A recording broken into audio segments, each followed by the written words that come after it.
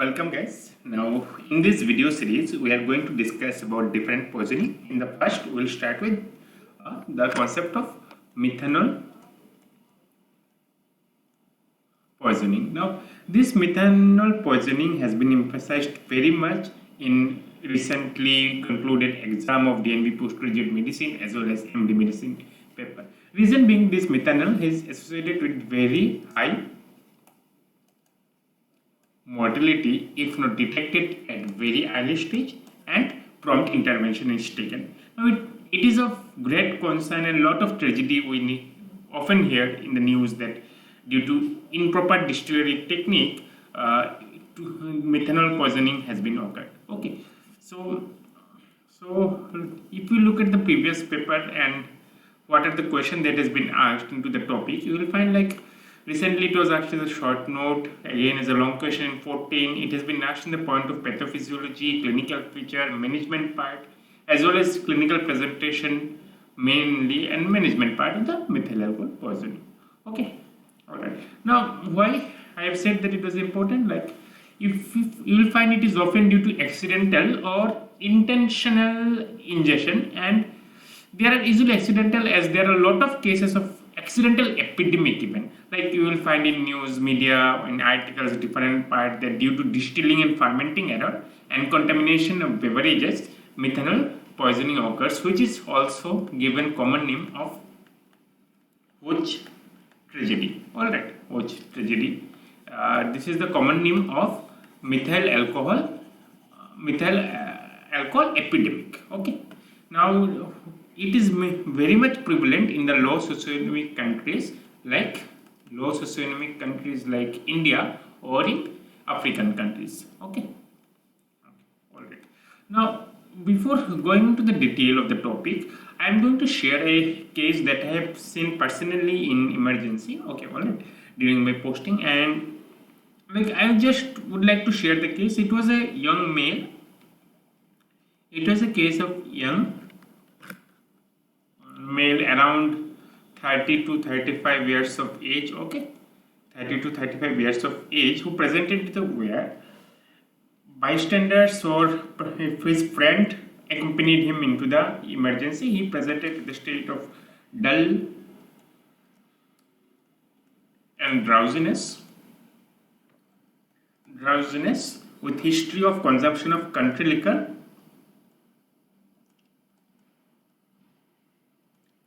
one day back, in the state of the dull and drowsiness, and presented very early morning around 5 to 6 a.m. morning, and he has history of chronic alcoholism for 7 to 8 years. Okay, there is no history of loss of consciousness, there is no history of seizure episode. Okay, there when he presented he was dull and drowsy and history of vomiting around 4 to 5 episode, and there was muscle cramps and abdominal pain. Alright, so this is the history how the boy presented. A young age male, known chronic alcoholic, history of consumption of country liquor one day back, presented in the state of dull and drowsiness with abdominal pain, muscle cramps and multiple episodes of vomiting without history of any loss of consciousness or seizure. So initial arterial blood gas analysis done showed this is the initial ABG as well as the monitor which was connected as early as possible when the patient came. So ABG suggested, you can see 7.091, which is less than 7.4, acidemia. Alright, carbon dioxide is less than 40, so decreasing order. So this is a metabolic acidosis. Now if you calculate, in case of metabolic acidosis, what you need to calculate? You need to calculate the anion gap, that is sodium minus chloride minus bicarbonate, right? So sodium was 140, minus chloride is 97, and minus bicarb is 6. It is 6 is the bicarb. So anion gap is coming around 43 and 37. So anion gap is 37. So this is nothing but a high anion gap metabolic acidosis. Alright, so the boy presented in the state of ion gap metabolic acidosis, and if you see the lactate value was also reached, suggestive of ongoing anaerobic respiration. Alright, in the monitor you can find there was hemodynamic parameter deranged with increased blood pressure. Okay, MAP was mean arterial pressure was around 128. Now immediately urine ketone body was checked and routine blood parameter was done. Urine ketone body you can see it to be 3+. So this is the history of the patient. The history, we had a young age boy, dull and drowsy status, vomiting, muscle cramps and abdominal pain. A history of consumption of country liquor 1 day back with a high ion gap metabolic acidosis and raised blood pressure. Now question is how to approach the case. Okay, question is how to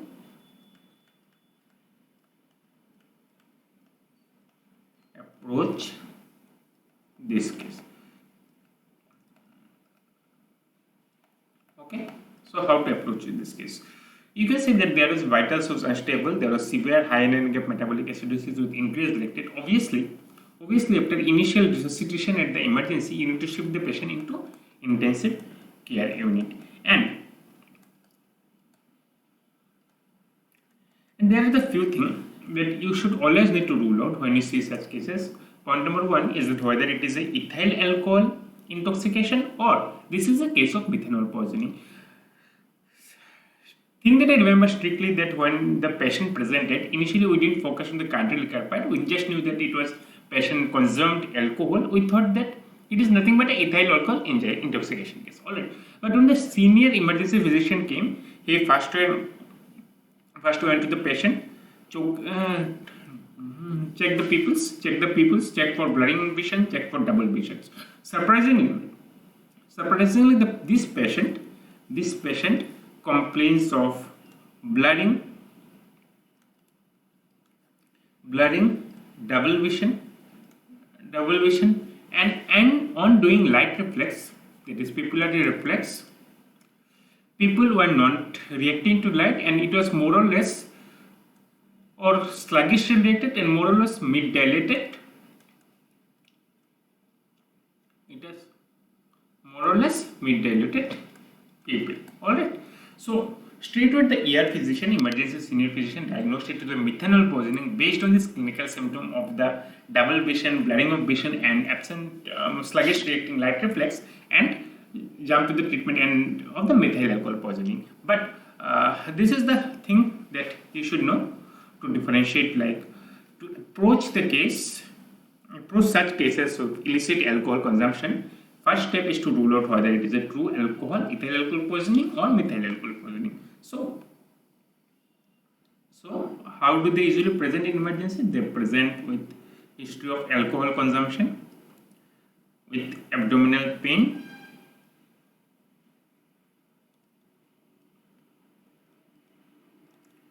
altered behavior,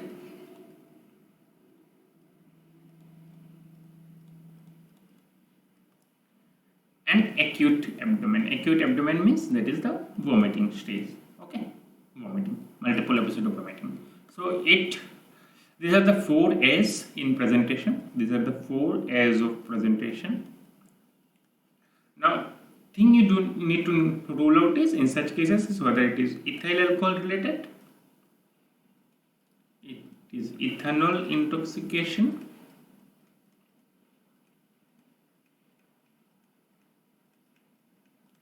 or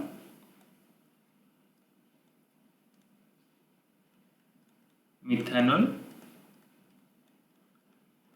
poisoning. Alright.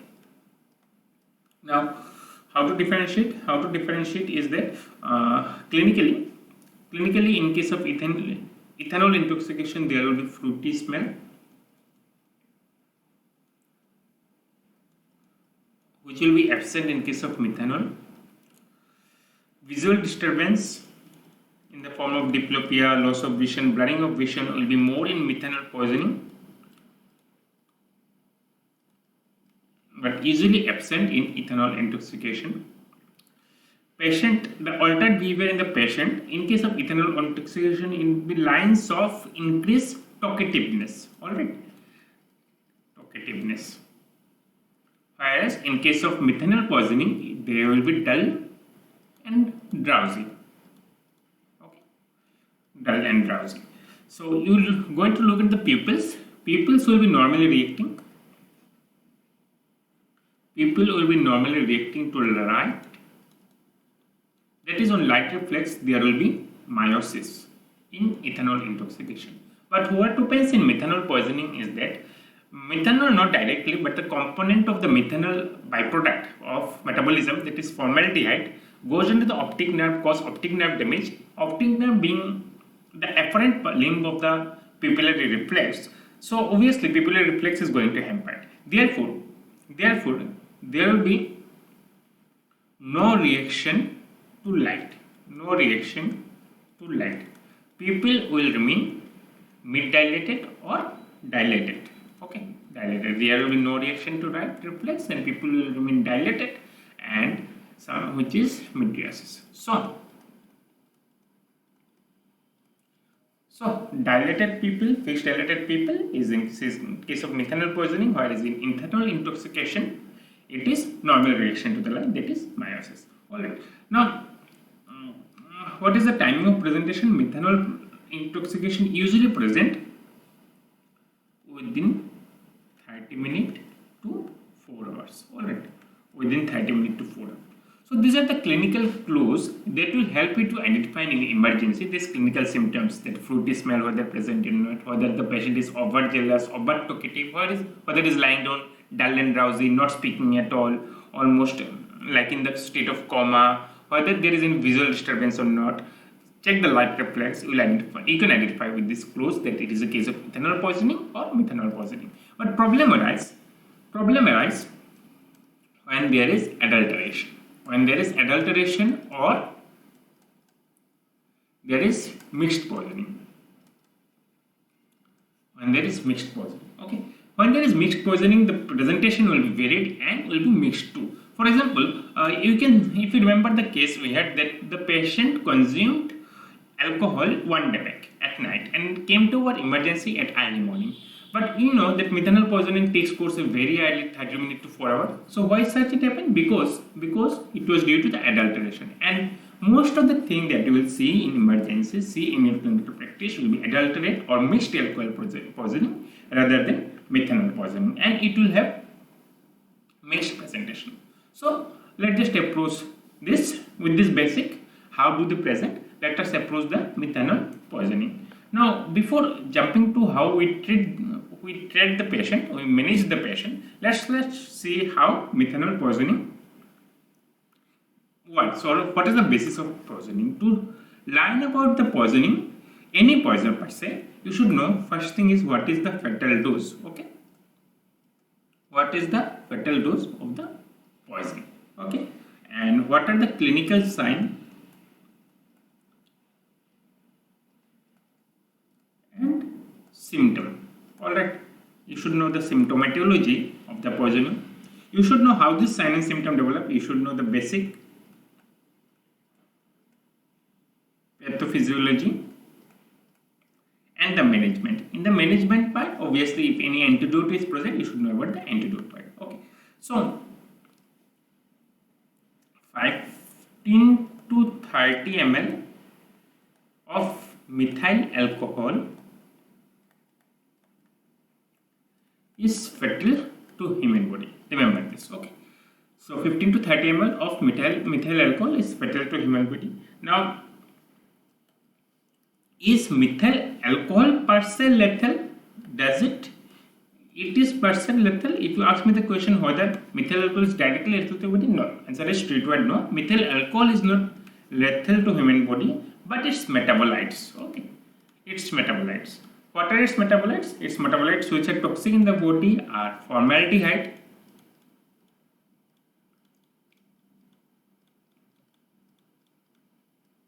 and formic acid. Okay, formaldehyde and formic acid are the toxic metabolite which is responsible for the toxicity in the body. Okay. Now coming to the pathophysiology part. Okay, so pathophysiology part. So methanol in your body So it is alcohol. With alcohol, dehydrogenase is converted to formaldehyde. From aldehyde dehydrogenase, formaldehyde is converted to formic acid, and tetrahydrofolate converted to carbon dioxide and water, which is excreted through respiratory and renal system. Okay. So what are the effect of those? Main thing, you know that formaldehyde is the main reason for the toxicity. What does it do? It is toxic to the human body by two main pathways. Okay. First of all, formaldehyde interferes with the neural transport. So neural transport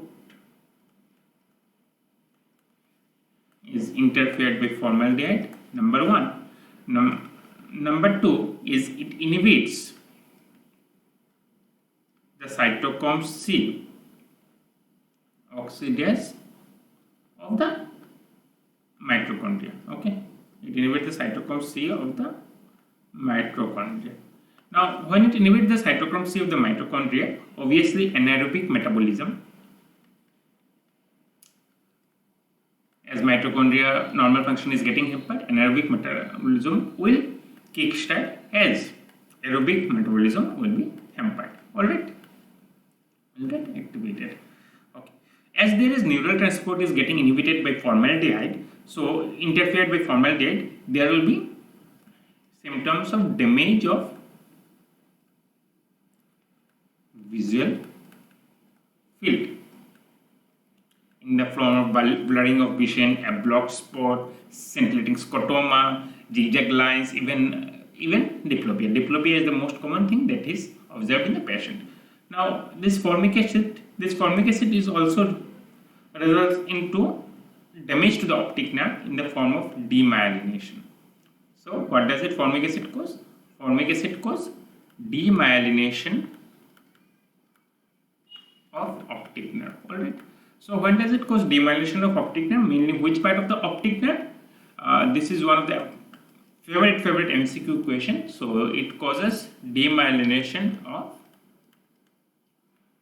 retroluminar part of the optic nerve. Okay. So, when the retroluminar part of the optic nerve is getting demyelinated, there is intraaxonal swelling, which intraaxonal swelling of the optic nerve that represents into the hyperemic disc in fundoscopic observation. Alright. Okay. So, but does it affect retina directly? No, there is no direct effect of retina in case of methanol poisoning. But if it is even present, will be late. So, what are the symptoms? Ocular symptoms you can suspect in methanol poisoning due to the neural transport inhibition or demyelination of optic nerve. You can suspect blurring of vision. Alright, blurring of vision, photophobia, loss of accommodation reflex, diplopia, as well as blindness. Alright. Now, methanol can directly cause hemorrhagic damage to the basal ganglia region, mainly the putamen. Alright, mainly the putamen. So the patient sometimes can present with dystonia, and the survivors often do present the features of extrapyramidal symptom. The physical Parkinsonism remains in the survivors. Okay, rigidity is seen in the methanol poisoning survivors. Now, this formaldehyde is osmotically active, and it will result into increase in serum osmolarity. Okay, it increased to serum osmolarity, and formic acid, being a acid and being a late metabolizer, it is not cleared efficiently by the kidney, so it get accumulated in the body, resulting into increase in the metabolic acidosis. Alright. Okay. So let's study the clinical symptom once again. So clinical symptom of methanol poisoning we can divide into as initial acute symptom and late symptom. We can also differentiate between the compartment wise, organ system wise. For example, GI symptom. So what are the GI symptoms? GI symptom very much common one are nausea, vomiting, abdominal pain. Alright, nausea, vomiting, abdominal pain are the immediate GI symptoms that we can see. Then CNS symptom. CNS symptom is drowsiness,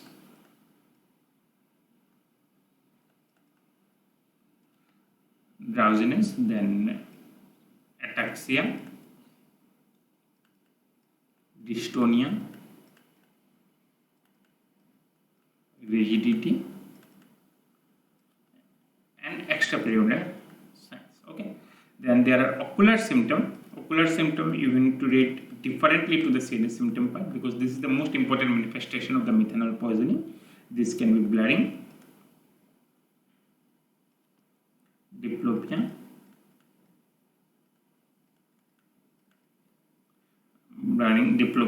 photophobia,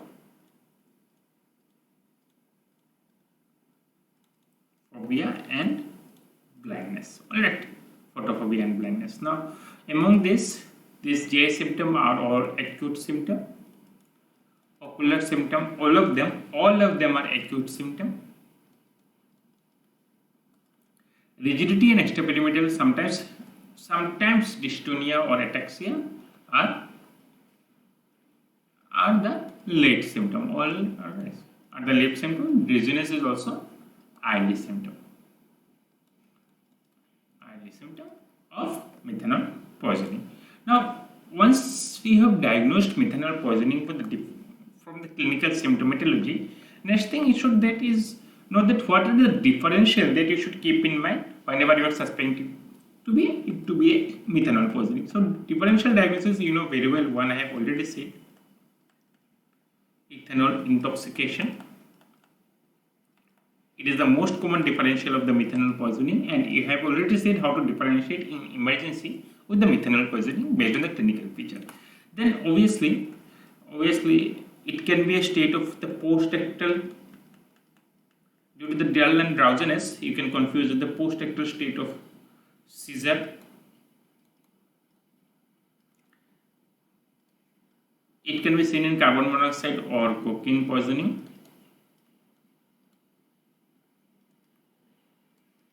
or ethylene glycol poisoning. Alright. Okay. Now, how to investigate? A typical case of methyl alcohol poisoning. To investigate it, there are two ways for investigation primarily. First is that, which is the gold standard, that is detection of methanol,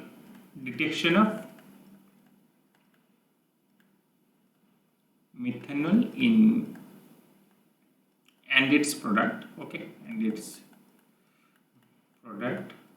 So this is the gold standard for identification of methanol poisoning. So what is it? You can check for the serum methanol level. And what are the metabolites product of methanol? We know the metabolite products are formaldehyde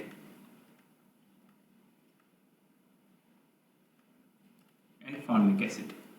So formic acid was excreted in urine. So serum methanol, serum formaldehyde, or urine formic acid. You can check the level. Among them, serum methanol more than 20 milligram per deciliter is one of the diagnostic criteria. Okay, but issue with the technique of detection of methanol and its product in the blood or urine practical issue is that these are not available in all the setups in India. Even if it is available, it should be in the tertiary care ones or the higher ones. And issue is that methanol poisoning people are usually generally from the low socioeconomic condition, and they don't have this exposure to go directly into the tertiary care setup in the very first instance. They go to the primary health centers, to the village hospitals, where this test will be never available. Okay. Okay. So what are the other ways to identify? Other ways to identify is, instead of to detect the methanol and its byproduct, you can identify any day the complication of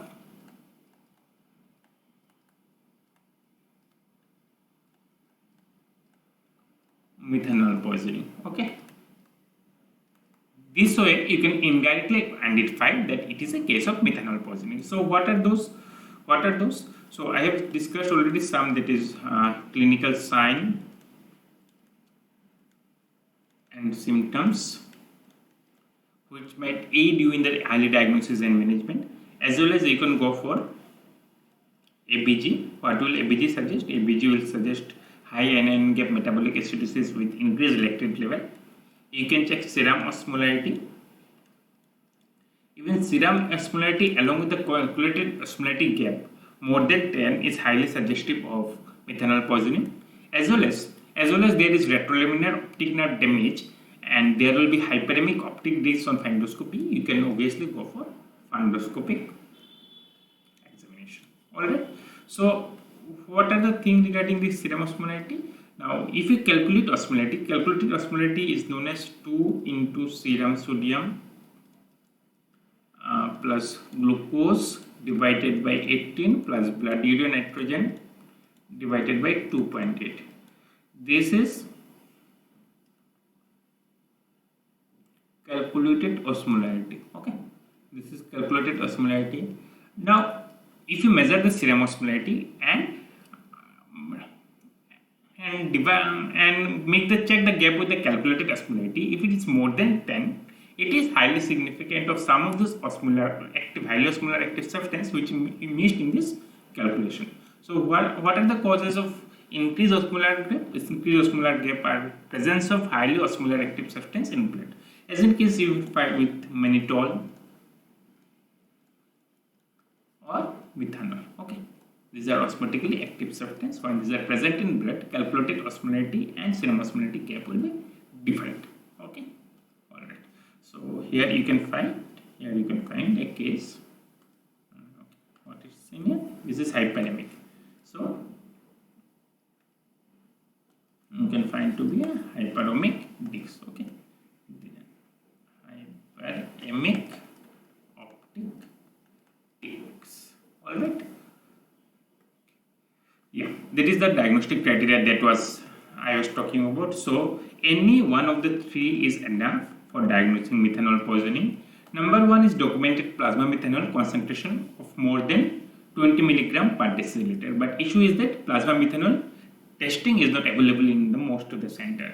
Secondly, you can, if there is strong suggestive history of toxic amount of methanol, it is proven that ethanol was consumed and calculated osmolar gap is more than 10 milliosmol. So you can consider it to be methanol toxicity. Number 3 is the most essential, that it is much more easier to do in peripheral setup. Okay, so what is this? Number 3 is there is history or strong clinical suspicion of methanol poisoning with at least 2 of the following. What are the 2? You need pH of 7.3.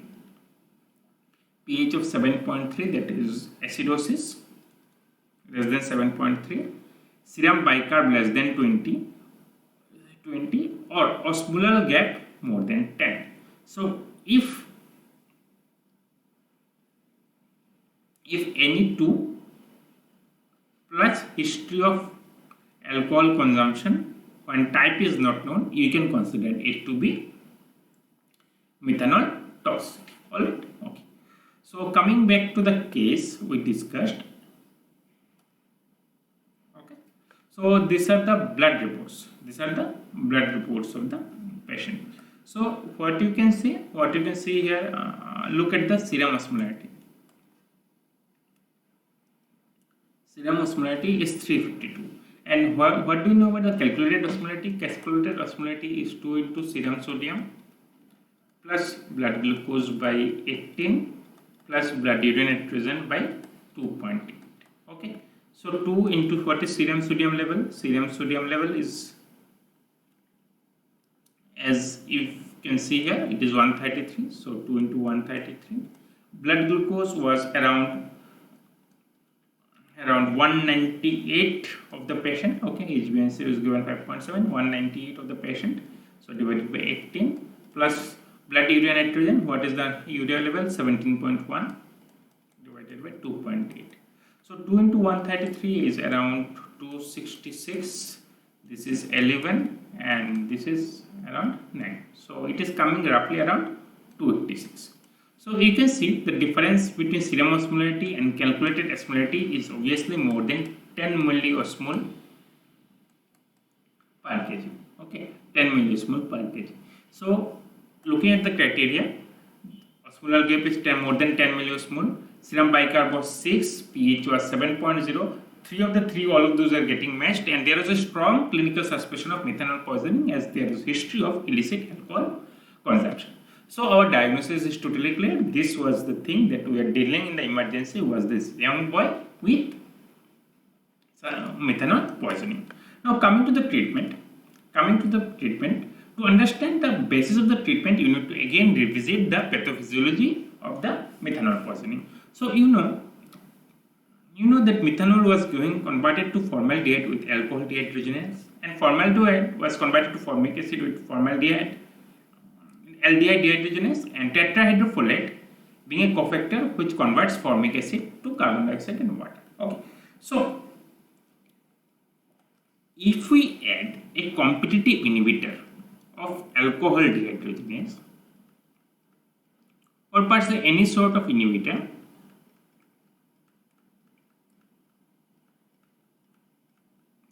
then methanol will not get converted into formaldehyde, or it will take longer time to get converted to formaldehyde. Alright, in such cases what you can do? You can add a competitive inhibitor so that formaldehyde conversion is delayed and symptom onset gets delayed. So what are the competitive inhibitor we had? We had number one fomepizole.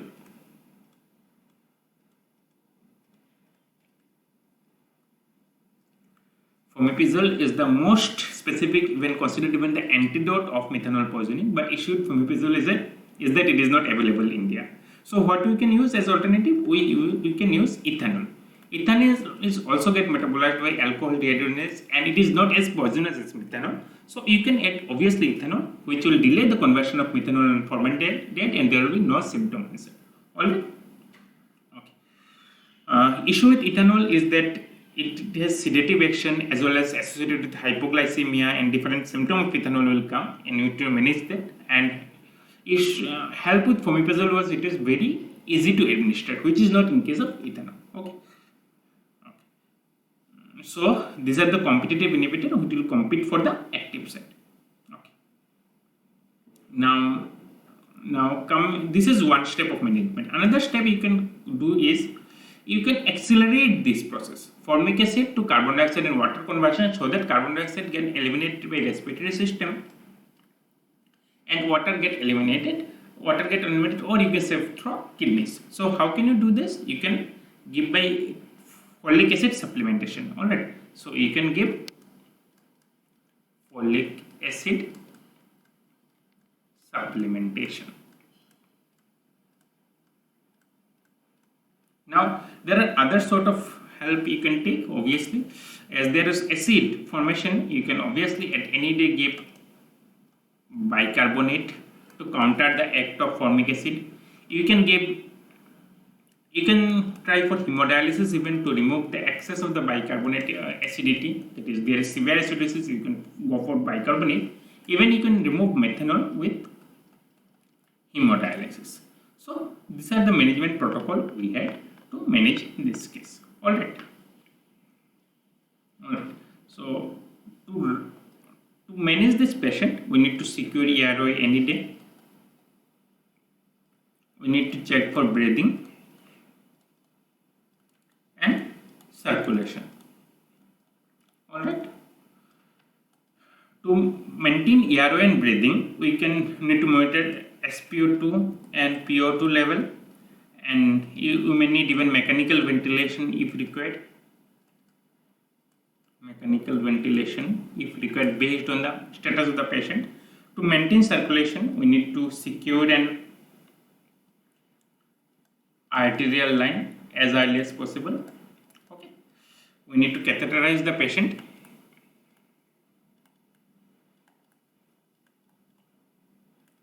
To look for urine output and SOS hemodialysis line. This is SOS base. Now Now, how to give the specific management? Specific management, let's just write the treatment protocol. What we need to give? We need to give ethanol. Alright, ethanol. So you need to put a nasogastric tube. Nasogastric tube, give a suctioning so that as much as methanol you can remove, obviously it will be better. Then you need to put ethanol to the NG tube. Okay, ethanol to the NG tube. You need to give supportive care in the form of injectable PPIs and an antiemetic agent. Folinic acid, injectable folinic acid, to accelerate conversion of formic acid to carbon dioxide and water. Folinic acid, and it is usually given at 50 milligram stat and 6 hourly. Bicarb, soda bicarb should be given to counter the acidosis. Soda bicarb is 50 milligram again stat and start infusion at around 20 ml per hour. As it is a ethanolic patient or alcoholic patient, to prevent alcohol withdrawal event, we need to give the patient chloride diazoxide. Okay, and we need to consider always the options of HD or hemodialysis. Now, hemodialysis indication in such patient are if there is 30 ml of methanol consumption. These are the absolute indication. Or serum methanol any day if by test is coming to be more than 20. If there is irreversible signs of nerve damage due to methanol, for example, there is blindness or visual complication,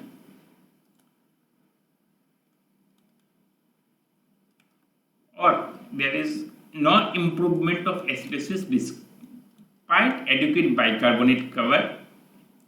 No improvement of acidosis despite bicarbonate cover, you can consider hemodialysis anytime. Okay, so that's enough, I think, about regarding the management protocol. Yes, one thing that I would obviously like to share, that how to give the ethanol to the patient.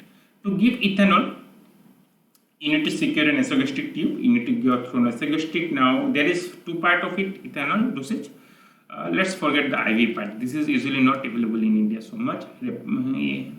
Consider the oral solution. 95% alcohol is administered with orange juice and around 1 ml per kg. So for a 50 kg person, give 50 ml with 50 ml orange juice. 50 ml orange juice as a state. Followed by, if you look this for the 95% fat, for the rest of all. So for non-alcoholic, we are giving at the dose of 0.1. For moderate alcoholic, we are giving 0.15. For chronic alcoholic, we need to give 0.2 ml per kg per hour. So our patient was chronic alcoholic. At 0.2 ml per kg per hour, we need to give 10 ml per hour. Okay, and usually it is continued for 1 day. Okay, so this is the way you need to give the ethanol. So that's all regarding the methanol poisoning. Let's just see some of the MCQs so that it becomes much more easier for us. Okay, so what does it say? It says a false statement regarding suspected methanol poisoning. Optic nerve tumor. Yes, it is a true statement. Fomepizole is competitive inhibitor of aldehyde dehydrogenase. Okay, formic acid is responsible. Yes, this is also a true statement. Now minimum lethal dose is 1.2 mg per ml. Now you are not sure of this BD. Okay, so you know the is 15 to 30 ml. It was a range, but we don't know the according to milligram per ml. But if you look at the B option, fomepizole is competitive inhibitor of aldehyde dehydrogenase. No, it is not. No, it is not. Why not? Because fomepizole is competitive inhibitor of alcohol dehydrogenase. Okay, it is the competitive inhibitor of alcohol dehydrogenase, not aldehyde dehydrogenase. Okay. Coming to the next question, in methyl alcohol poisoning, there is CNS depression, cardiac depression, and optic nerve atrophy, mainly due to formaldehyde and formic acid. Obviously, this is that one. Okay. A 39-year-old carpenter has taken 2 bottles of liquor from liquor shop after about an hour. Okay, so it is early symptom. Confusion, vomiting, blooding of vision. Eye symptom developed. and he has been brought to ER, he should be given first. This is the case of methanol poisoning. You should obviously give ethyl alcohol as a treatment and obviously keep hemodialysis option, but this is not the earliest one. First give ethyl alcohol. Hemodialysis needs to be started soon because there is symptom of blood hemoglobin. Okay. So in such a long question, always leave the right line. Last line. What is the last line says? Which of the following de novo but plot given in the image explain the inhibitory effect of methanol alcohol dehydrogenase? Okay. So you know this is a competitive inhibitor. Methanol and alcohol are competitive inhibitor. So competitive inhibitor, suppose this is the enzyme alcohol dehydrogenase and this is the active site. Both methanol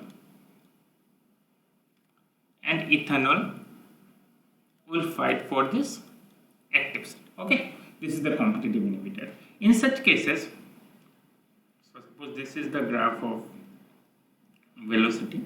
This is velocity and this is the substrate. Okay, so maximum velocity is always constant, but the substrate concentration at which it reaches the maximum velocity is different. Okay,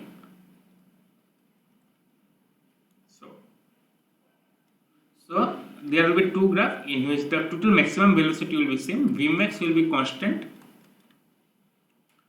Vmax will be constant, but Km, that is substrate concentration, it will reach the half maximum velocity will increase. Okay, so you can see among the graph, this is what? This is a competitive inhibition graph.